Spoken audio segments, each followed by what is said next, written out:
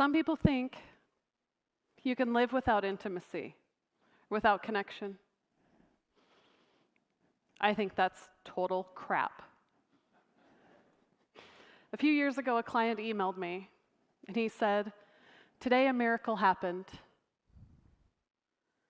Since my wife passed, I've been very lonely. I haven't so much as been hugged in over 2 years. I'm not handsome, I'm not rich, I don't know how to talk to women. But you held me, you rubbed my back, you listened to me vent about my grief. This might just be a job for you, but today you saved my life." Now, I'm not a psychiatrist. I'm not a doctor.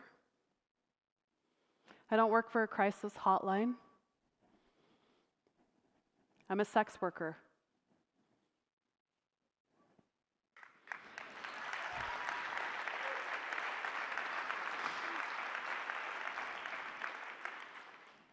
And as a sex worker, I see a side of people most of you don't.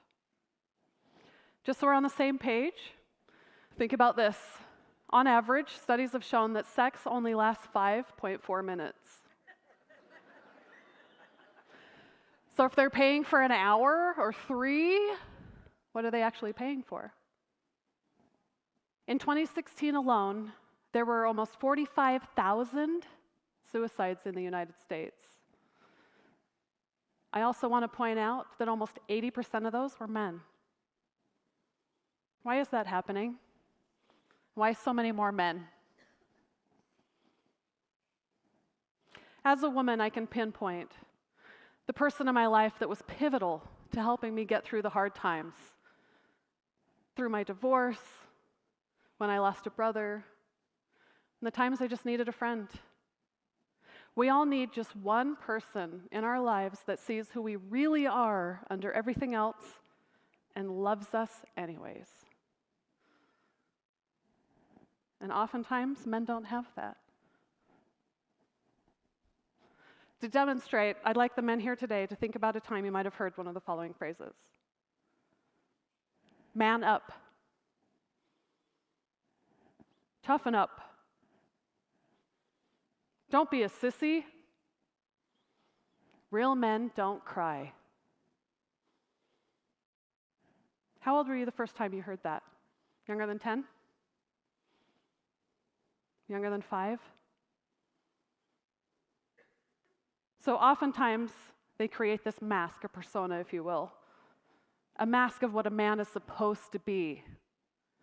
Stoic, logical, tough, fearless, emotionless. And since sex is the only time that men get to take off that mask, if you noticed before, I didn't mention what kind of sex worker I am, and there are many. It's because it doesn't matter.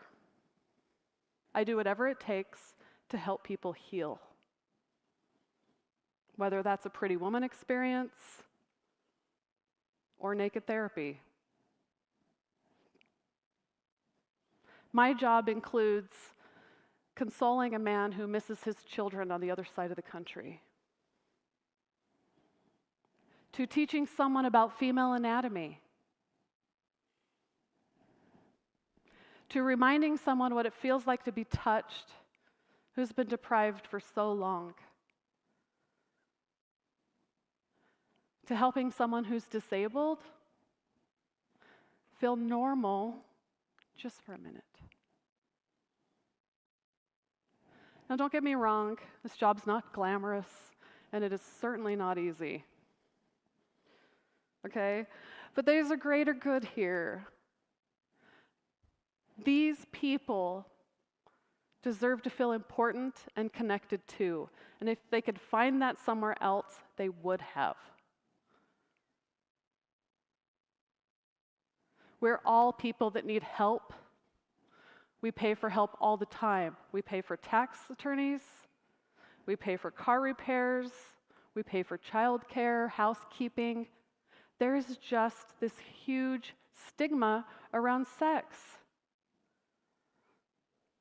Just as much As we seek healing for our minds and our bodies, we ought to be free to seek healing for our hearts and, well, our parts too.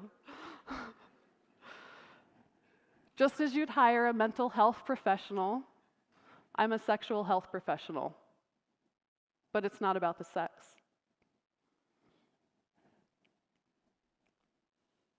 It's about intimacy and connection. Thank you.